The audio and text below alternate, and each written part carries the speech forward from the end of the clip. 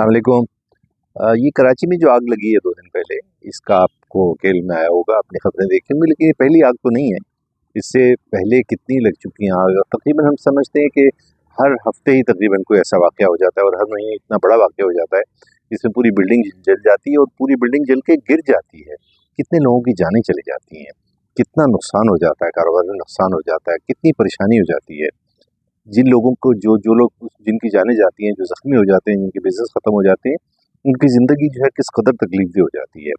क्या हुकूमत का मुआवज़ा उनकी ज़िंदगी बेहतर कर सकता है? कभी भी नहीं। वो तो एक आर्ज़ी सी चीज़ है। अब करना क्या है इस चीज़ का?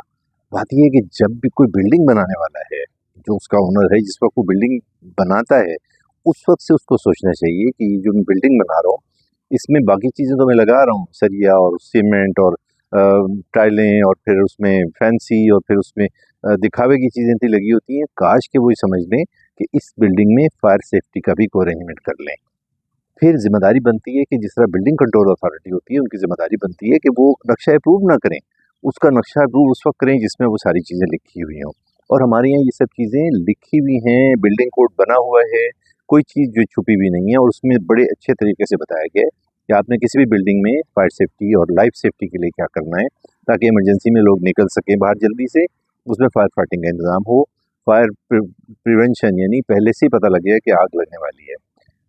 आग लगती क्यों है? मेनली तो पुरानी बिल्डिंग्स में बिजली के हादसात होते हैं, यानी पुरानी वायरिंग है, वायरिंग के साथ ओवरलोडिंग है, एक तार के ऊपर 2-2 तारें जोड़ी हुई हैं, जॉइंट लगाए हुए हैं, फिर उसके पीछे जो ब्रेकर सिस्टम है यानी उसकी प्रोटेक्शन होती है, वो ब्रेकर सिस्टम नहीं काम कर रहा, फिर उसके पीछे ग्राउंडिंग जो का सिस्टम होता है ताकि ग्राउंडिंग अगर सही हो तो ब्रेकर ट्रिप हो जाए और वो आग ना लगे। तो शॉर्ट सर्किट हो सकती है, लेकिन उसके पीछे जो प्रोटेक्शन के मेयर्स हैं यानी सेफ्टी है, वो अगर नहीं काम कर रही तो फिर फायर हो जाएगी, आग लग जाएगी और आग लगने के बाद जितना वक्त बढ़ता जाएगा उतना नुकसान बढ़ता जाएगा। अब करना क्या है? करना ये है कि अगर आप अपनी बिल्डिंग में रह रहे हैं, आप जिस बिल्डिंग में रह रहे हैं उसमें ये सोचें कि उस बिल्डिंग में फायर सेफ्टी, लाइफ सेफ्टी के अरेंजमेंट्स क्या हैं। तो ये कोई रॉकेट साइंस नहीं है, आप किसी से पूछ सकते हैं कि बुनियादी ज़रूरत क्या है। और बिल्डिंग से जब आप किसी किराए के मकान में रहना चाह रहे हैं, किराए की बिल्डिंग में रहना चाह रहे हैं, बिज़नेस के लिए वो रेंट पे लेना चाह रहे हैं, तो आपके ज़हन में होना चाहिए कि फायर का जो रिस्क है उसको हमने किस तरह कम करना है, ताकि अगर किसी और की गलती से बिल्डिंग में आग लगे तो आपका दफ्तर भी और आपका बिज़नेस भी जल जाएगा, आपका घर भी जल जाएगा और नुकसान हो जाएगा। इसलिए ये बुनियादी ज़िम्मेदारी तो बिल्डिंग बनाने वाले की है, बिल्डिंग ऑक्यूपाई करने वाले की है, किराए पे लेने वाले की है या बिल्डिंग खरीदने वाले की है और बिज़नेस बनाने वाली की है कि इसके अरेंजमेंट्स करें। और गवर्नमेंट का कंट्रोल ये है कि वहाँ पर किसी को अप्रूव ना करें बिल्डिंग जब तक कि उसमें फायर सेफ्टी का अरेंजमेंट ना हो। इस वक्त नॉलेज भी है लोगों के पास, कंसल्टेंट्स भी अवेलेबल हैं जो उनको गाइड कर सकते हैं, उनको बता सकते हैं। पब्लिक अवेयरनेस की बहुत ज़रूरत है कि पब्लिक को बताने की ज़रूरत है कि ये आपकी ज़िंदगी बड़ी कीमती है, हर फर्द के साथ एक ख़ानदान जुड़ा हुआ है। तो कोशिश करें कि अपनी जिस जगह पे आप बैठे हुए हैं सोचें सही कि क्या आपके घर में कोई अरेंजमेंट है आग बुझाने का, क्या फायर एक्सटिंग्विशर है, क्या आपकी गाड़ी में फायर एक्सटिंग्विशर है? नहीं लोग लेते। बिल्डिंग्स होती हैं, फैक्ट्रीज होती हैं, पूरा पूरा बिजनेस जल जाता है, राख बन जाता है। तो कुछ तो करना होगा ना।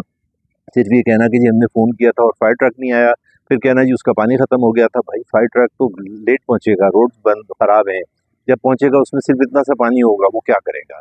तो बिल्डिंग का अपना अरेंजमेंट करना पड़ेगा, बिल्डिंग के साथ हमें टैंक इस्तेमाल करना पड़ेगा, पंप लगाना पड़ेगा ताकि पानी अवेलेबल हो और वो फौरी तौर पे फायर फाइटिंग शुरू हो जाए। फिर लोगों को ट्रेनिंग देनी होगी कि अगर आग लगे तो वो कैसे निकल रहे हैं उसमें से बिल्डिंग से, ताकि कम से कम वक़्त में बिल्डिंग खाली कर लें और आग पर काबू पा लें। तो ये हम सब मिलकर करेंगे, हम सबको मिलकर करना होगा। किसी एक के ऊपर इल्ज़ाम दे के कि उसकी गलती है, नहीं। हमें अपने गिरबान में झाँकना होगा कि हमें क्या करना है। तो सब मिल-जुल कर हम अपने आप को सेफ बना सकते हैं और इस आग के नुकसान से बच सकते हैं। शुक्रिया।